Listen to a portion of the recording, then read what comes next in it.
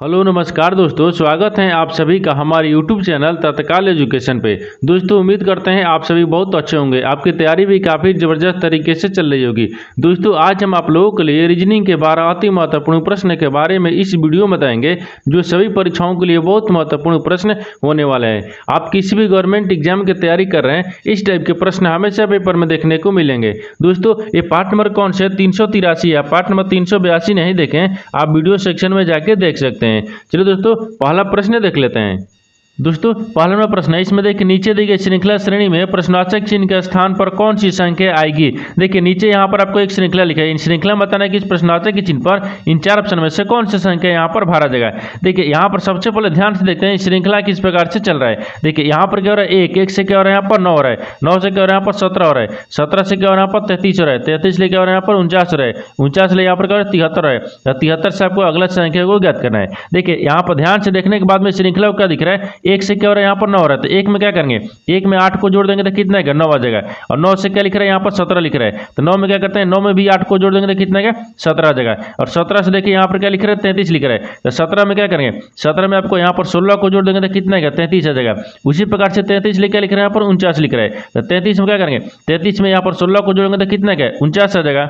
उसी प्रकार से यहाँ पर देखिए 49 लेकर लिख रहा है, 73 लिख रहा है, तो 49 में क्या करेंगे, 49 में यहाँ पर आपको 24 को जोड़ देते हैं, यानी जब 49 में 24 को जोड़ देंगे तो कितना क्या, यानी 73 आ जाएगा। और 73 से आपको अगला संख्या को याद करना है। देखिए 73 में कौन सी संख्या को यहाँ पर जोड़ेंगे। देखिए एक बार नीचे ध्यान से देखिए, यहाँ पर 8 जोड़ रहा है, ठीक, यहाँ पर क्या कर रहे हैं, 16 जोड़ रहा है, तो यहाँ पर क्या करेंगे, 24 को जोड़ेंगे, क्योंकि यहाँ पर देखिए यहाँ पर क्या करेंगे, 73 में 24 को जोड़ देंगे तो यहाँ पर कितना आ जाएगा, यहाँ पर 97 आ जाएगा। कितना क्या, 97 हो जाएगा। तो इस प्रश्नवाचक चिन्ह पर कौन सी संख्या हो जाएगा, 97 हो जाएगा। 97 को देखते हैं किस ऑप्शन में दिया है, यानी ऑप्शन नंबर आपका ए सही हो जाएगा। दोस्तों मैं उम्मीद करता हूं इस प्रश्न को भी आप अच्छे तरह से समझ पाए होंगे। चलिए दोस्तों नेक्स्ट प्रश्न देख लेते हैं।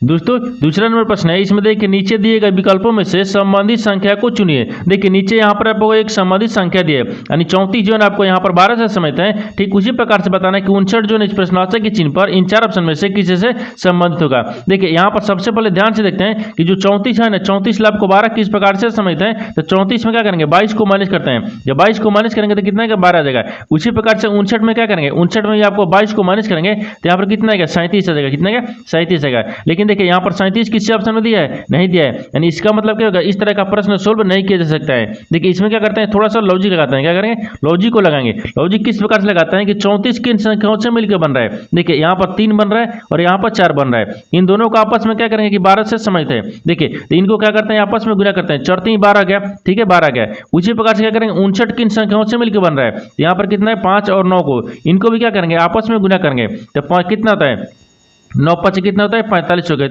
45 आएगा। तो जो 59 है ना आपको यहाँ पर 45 ले समाहित हो जाएगा। तो 45 को देखते हैं किस ऑप्शन में दिया है, यानी ऑप्शन नंबर कौन सा हो जाएगा, ऑप्शन नंबर आपका ए सही हो जाएगा।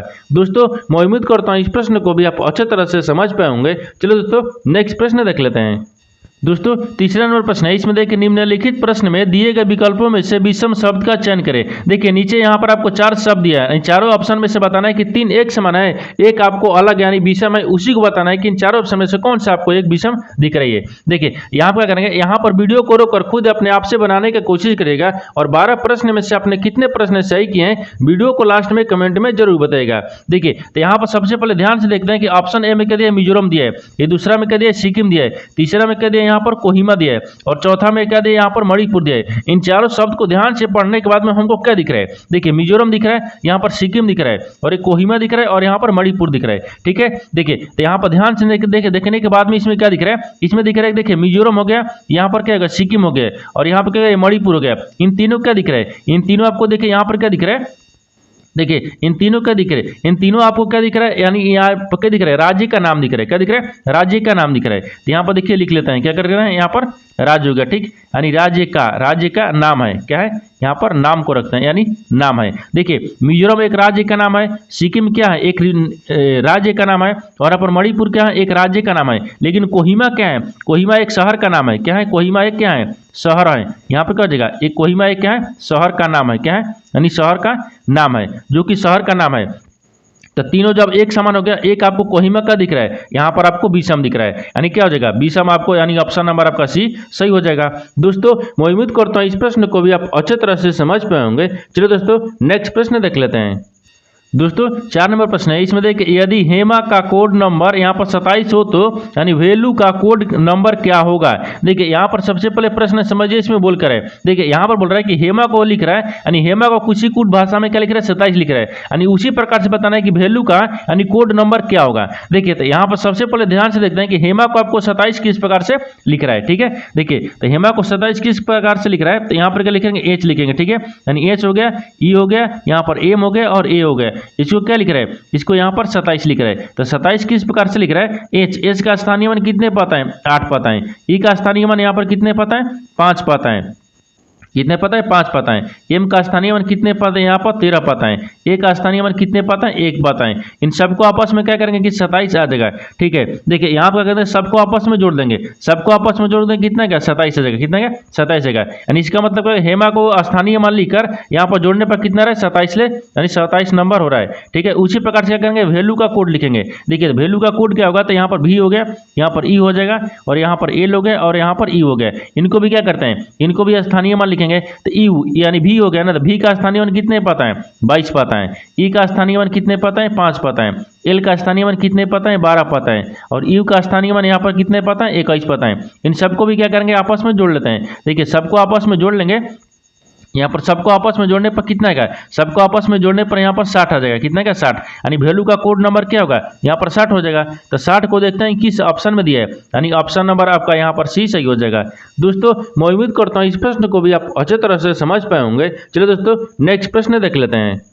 दोस्तों 5वां प्रश्न है, इसमें देखिए नीचे दिए गए प्रश्न आकृति में लुप्त संख्या ज्ञात कीजिए। देखिए नीचे यहाँ पर आपको एक प्रश्न आकृति दिया है, इस आकृति में ध्यान से देखना है कि प्रश्नवाचक के चिन्ह पर इन 4 ऑप्शन में से कौन सी संख्या यहाँ पर भरा जाएगा। देखिए यहाँ पर सबसे पहले ध्यान से देखते हैं कि इस तरह का जो प्रश्न होता है, इस तरह के प्रश्न में या तो रो में ज्ञात करते हैं या तो कॉलम में ज्ञात करते हैं, या तो जिधर बड़ी संख्या दिया रहता है उधर भी ज्ञात करते हैं। तो इसको क्या करें, इस आकृति को ध्यान से देखने के बाद में हमको क्या दिख रहा है, यहाँ पर देखिए ध्यान से देखने के बाद में यहाँ पर बीच में बड़ी संख्या दिख रही है, यानी इसका मतलब क्या होगा कि दोनों तरफ क्या दिख रहा है, देखिए 7 दिख रहा है, यहाँ पर 8, दोनों तरफ क्या दिख रहा है आपको छोटी संख्या दिख रही है, ये बीच में क्या दिख रहा है आपको बड़ी संख्या दिख रही है। देखिए यहाँ पर बड़ी संख्या जब दिख रही है तो हमको समझ में आ गया कि दोनों तरफ से कुछ कर रहा है कि बीच वाली संख्या को ज्ञात हो रहा है। देखिए यहाँ पर क्या करेंगे, यहाँ पर 7 लिखा है, यहाँ पर 8 लिख रहा है, इन दोनों को आपस में क्या करेंगे कि 56 आ जाएगा। इन दोनों को आपस में क्या करते हैं गुना कर लेते हैं, क्या करेंगे गुना करेंगे। देखिए यहाँ पर 7 गुने कितने करेंगे 8 करेंगे, तो 7 8 कितना होता है यहाँ पर 56 होता है, कितना होता है 56। देखिए बीच में 56 आ गया, ठीक है, दोनों तरफ से गुना किया। उसी प्रकार से यहाँ पर 9 लिख रहा है, यहाँ पर क्या है, तो यहाँ पर करेंगे, यहाँ पर देखिए 11 लिखा है और यहाँ पर 9 लिखा है, तो यहाँ पर 11 हो जाएगा और यहाँ पर 9 हो गया, ठीक है। दोनों को आपस में गुना करेंगे तो बीच में संख्या क्या है, देखिए यहाँ पर 99 आ गया, कितना 11 99 होता है। उसी प्रकार से यहाँ पर 9 को और इस प्रश्नवाचक चिन्ह पर देखिए कौन सी संख्या को रखेंगे कि 45 आ जाएगा, ठीक है। देखिए 9 हो गया और 9 गुने कितना यहाँ पर रखेंगे और बराबर में कितना आ गया 45। 9 में कितना से गुना करेंगे 45 आ गया, तो 9 में 5 ले गुना करेंगे तो कितना आ गया 45 आ गया, कितना है 45 आ जाएगा। तो प्रश्नवाचक चिन्ह पर कौन सी संख्या होगा, यानी यहाँ पर 5 हो जाएगा। तो 5 को देखते हैं किस ऑप्शन में दिया है, यानी ऑप्शन नंबर आपका यहाँ पर सी सही हो जाएगा। दोस्तों मैं उम्मीद करता हूँ इस प्रश्न को भी आप अच्छे तरह से समझ पाए होंगे। चलिए दोस्तों नेक्स्ट प्रश्न देख लेते हैं। दोस्तों 6 नंबर प्रश्न है, इसमें देखिए यदि मुकेश की घड़ी में 5:20 हो रहा है तो दर्पण में यह समय कितना बजता हुआ दिखाई देगा। देखिए यहाँ पर सबसे पहले प्रश्न समझिए इसमें बोल कर है। देखिए यहाँ पर क्या बोल रहा है कि मुकेश की घड़ी में, मुकेश के पास से घड़ी है, वो घड़ी में 5:20 हो रहा हो तो दर्पण में बताना है कि दर्पण में वो समय कितना दिखाई देगा, ठीक है। देखिए जब देखिए यहाँ पर 5:20 दिखा रहा है, अगर दर्पण में पूछेगा कितना समय दिखाएगा तो इसमें क्या करना है, यहाँ पर एक आपको कहता है दर्पण के लिए, देखिए यहाँ पर एक ट्रिक होता है, कहते हैं यहाँ पर एक फार्मूला होता है, यानी दर्पण के लिए, यहाँ पर एक दर्पण के लिए क्या होता है, यहाँ पर एक फार्मूला होता है। फार्मूला क्या होता है, देखिए 11 अगर क्या करेंगे 11:60 में से क्या करेंगे जितना समय आपको पूछेगा उसको घटा लेना है, क्या करना है माइनस कर लेना है। जैसे में देखिए यहाँ पर फार्मूला हो गया, अब हमसे क्या पूछ रहे हैं, देखिए 11 पूछ रहे, यहाँ पर क्या 11:60 में से क्या करेंगे, यहाँ पर 5:20 हो रहा है, तो 5:20 क्या करेंगे माइनस कर लेंगे, 5:20 माइनस कर लेंगे तो जो दर्पण में पूछेगा ना वो दर्पण में ज्ञात हो जाएगा। देखिए यहाँ पर कितना है 60 में से 20 को घटाएंगे तो कितना हो जाएगा 40 हो जाएगा, और यहाँ पर कितना है 11, 11 में से 5 घटाएंगे तो कितना बचेगा 6 बचेगा। देखिए यहाँ पर कितना है यानी 6:40, कितना होगा 6:40। तो वही पूछा है कि दर्पण में यह समय कितना बजता हुआ दिखाई देगा। तो दर्पण में समय बजता हुआ कितना यानी 6:40 दिखाई देगा। तो 6:40 देखते हैं किस ऑप्शन में दिया है, यानी ऑप्शन नंबर आपका ए सही हो जाएगा। दोस्तों मैं उम्मीद करता हूँ इस प्रश्न को भी आप अच्छे तरह से समझ पाए होंगे। चलिए दोस्तों नेक्स्ट प्रश्न देख लेते हैं। दोस्तों 7वां प्रश्न है, इसमें देखिए नीचे दिए गए विकल्पों में से संबंधित शब्द को चुनिए। देखिए नीचे यहाँ पर आपको संबंधित शब्द दिया, यानी कलम जो है ना आपको लिखना से समझते हैं, ठीक उसी प्रकार से चाकू को बताना कि प्रश्नवाचक के चिन्ह पर इन 4 ऑप्शन में से किसी से संबंधित होगा। देखिए यहाँ पर सबसे पहले ध्यान से देखते हैं कि जो आपको कलम है ना वो किसी से लिखने का कार्य करता है। कलम से क्या होता है कि लिखने का कार्य करता है। तो यहाँ पर कहते हैं कार्य करता है, ठीक है। देखिए यहाँ पर कार्यकर्ता, ठीक है, यानी करता है। देखिए ये कलम जो है ना, कलम जो है ना वो कलम लिखने का कार्य करता है। किससे लिखने का कार्य करता है। उसी प्रकार से चाकू है ना, चाकू किसका कार्य करता है। तो चाकू आपको काटने का कार्य करता है। तो यहाँ पर कितना है काटना हो जाएगा, ठीक है, यानी कितना यानी काटना हो जाएगा। क्यों काटना हो जाएगा, क्योंकि यहाँ पर देखिए काटने का कार्य यहाँ पर कार्य किया जाता है, ठीक है, यानी किया जाता है। क्या किया जाता है। जिस प्रकार से कलम को लिखने में कार्य किया जाता है उसी प्रकार से चाकू को क्या करता है काटने में काम किया यानी कार्य किया जाता है। तो यहाँ पर क्या हो जाएगा यानी काटना हो जाएगा। तो काटना को देखते हैं किस ऑप्शन में दिया है, ऑप्शन नंबर आपके यहाँ पर बी सही हो जाएगा।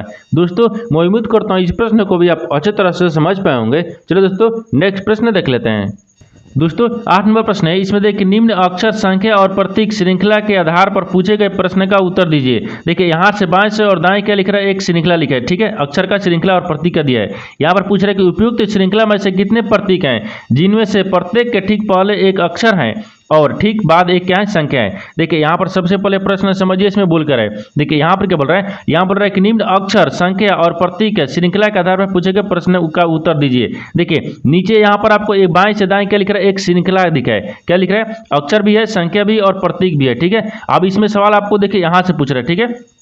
देखिए यहाँ से सवाल पूछा है उपयुक्त श्रृंखला में ऐसे कितने प्रतीक हैं। पूछ रहा है कि उपयुक्त श्रृंखला में इन श्रृंखला में ऐसे कितने प्रतीक हैं। देखिए यहाँ पर कहते हैं प्रतीक को रख लेते हैं, ठीक है, यानी प्रतीक हो गया, क्या प्रतीक हैं। यहाँ पर ऐसे देखिए क्या पूछ रहा है, यानी इसमें पूछा है कि ऐसे कितने प्रतीक हैं जिनमें से प्रत्येक के ठीक पहले एक अक्षर है। पहले क्या होना चाहिए, एक अक्षर आना चाहिए, ठीक है। यहाँ पर क्या रखें, अक्षर को रखते हैं, ठीक है, अक्षर है और ठीक बाद एक संख्या है। लेकिन और ठीक में बाद एक क्या है, ये संख्या है, क्या संख्या है। देखिए यहाँ पर प्रश्न समझ लीजिए, इसमें क्या बोल रहा है कि ऐसे इन श्रृंखला में बताना है कि ऐसे कितने प्रतीक हैं जिनके पहले अक्षर होना चाहिए और बाद में एक संख्या आना चाहिए। तो क्या करते हैं, आप श्रृंखला में ध्यान से देखेंगे। जब श्रृंखला में ध्यान से देखेंगे यहाँ पर क्या दिख रहा है, एक क्या दिख रहा है, देखिए ये प्रतीक है। प्रतीक के पहले देखिए यहाँ पर एस आ गया, यानी क्या है, एक अक्षर है, और उसके बाद में क्या है, एक संख्या आ गया जो कि 5 है। क्या है, संख्या क्या ना, यहाँ पर कितना दिख गया, एक दिख गया। कितना दिख रहा है, एक दिख रहा है, ठीक है। एक ऐसा प्रतीक है जिनके पहले एक अक्षर है, बाद में एक संख्या है, ठीक है। अब देखिए अब दूसरा देखते हैं। तो दूसरा में क्या दिख रहा है,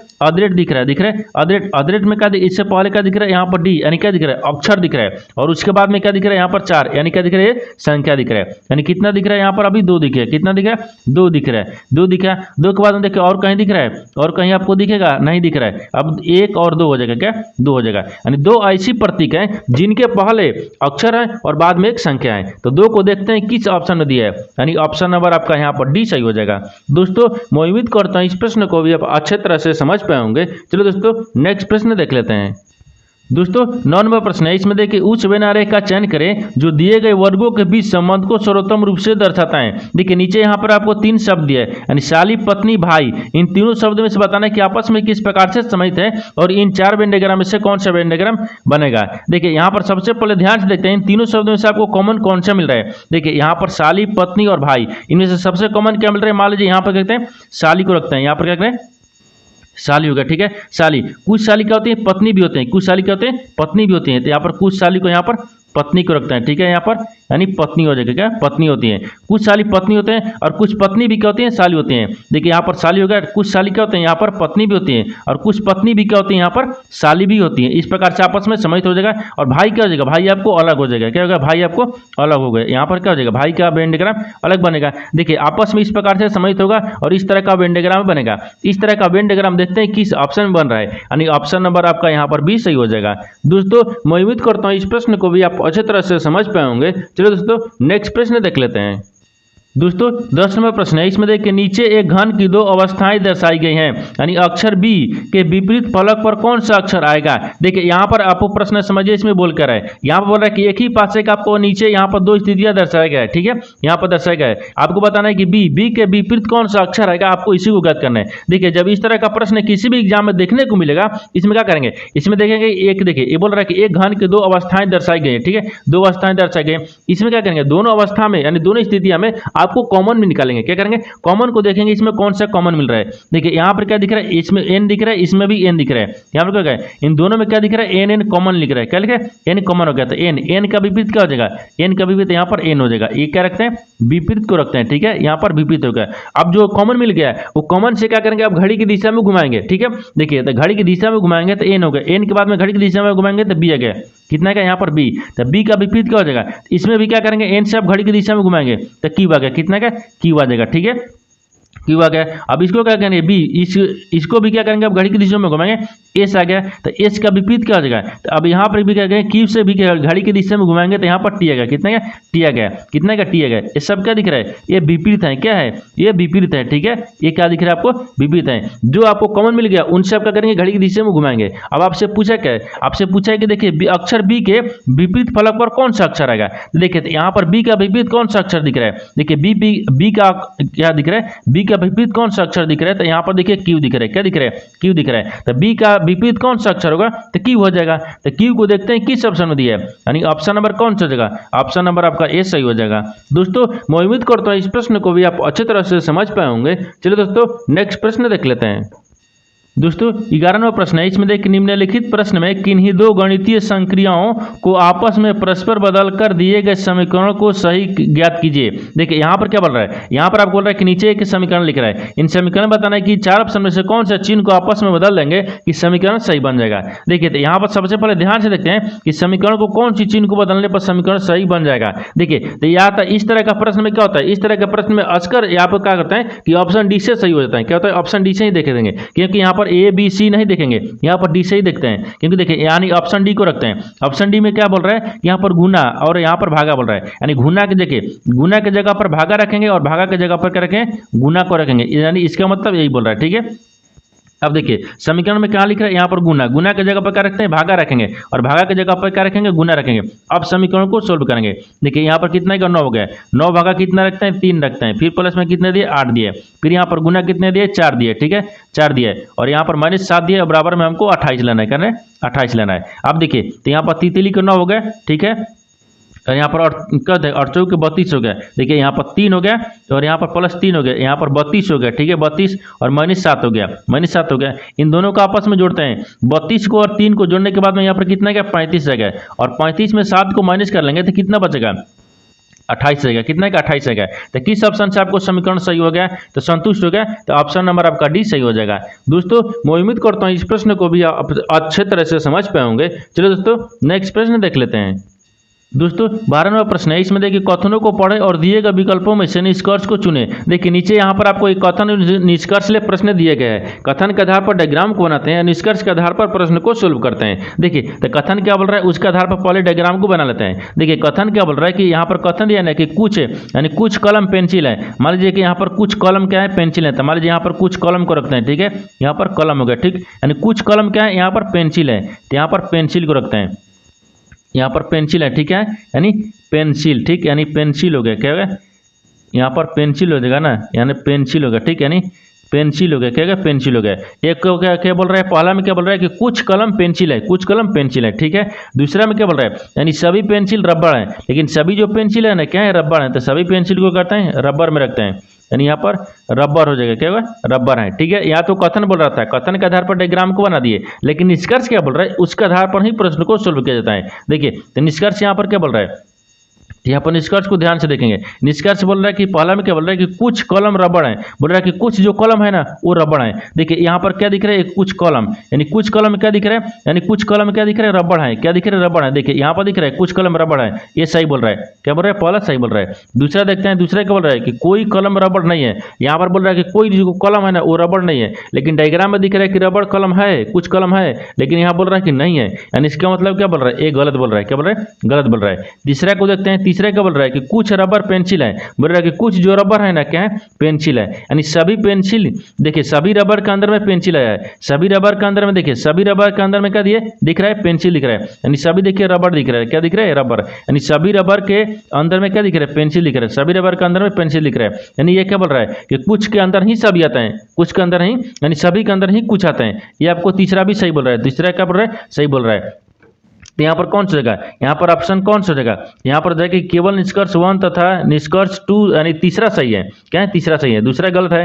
यानी ऑप्शन नंबर आपका सी क्या हो जाएगा, सही हो जाएगा। दोस्तों मैं उम्मीद करता हूँ इस प्रश्न को भी आप अच्छे तरह से समझ पाए होंगे। चलिए दोस्तों नेक्स्ट वीडियो में मिलते हैं, तब तक जय हिंद दोस्तों।